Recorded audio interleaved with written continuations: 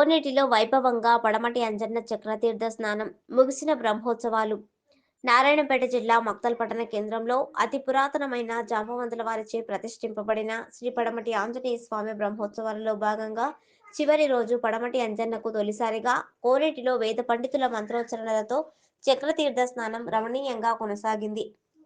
శ్రీ పడమటి అంజన్న బ్రహ్మోత్సవాలలో ముఖ్యమైన ఘట్టం సందర్భంగా ఆలయ ప్రాంగణంలో అష్టక హోమం నిర్వహించి ఆలయ ధర్మకర్త ప్రాణేశాచారి ఆధ్వర్యంలో కోనేటిలో ఏర్పాటు చేసిన ప్రత్యేక మండపంలో వేద పండితులు విద్వాన్ రాఘవేంద్రాచార్యుల మంత్రోచ్చరణలతో ఉత్సవ విగ్రహాన్ని ఆవు పాలు, పెరుగు, నెయ్యి, తేనె, వివిధ రకాల పండ్లు, సుగంధ ద్రవ్యాలతో నిర్వహించి ప్రతి ఏటా ఆలయ ఆవరణలో నిర్వహించే చక్రతీర్థ స్నానం ఈ ఏడాది అందుబాటులోకి వచ్చిన పుష్కరిణిలో పడమటి అంజన్నకు తొలిసారిగా చక్రతీర్థ స్నానం అత్యంత వైభవంగా నిర్వహించారు.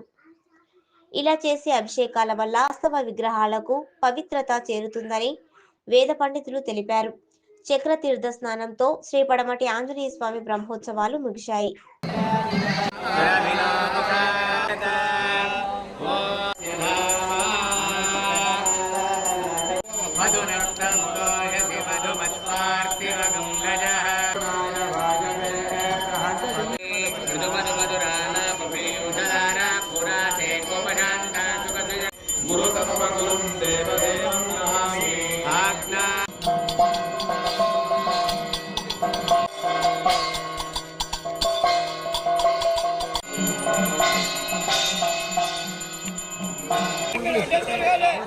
దేవుడు మునిగి సాగర్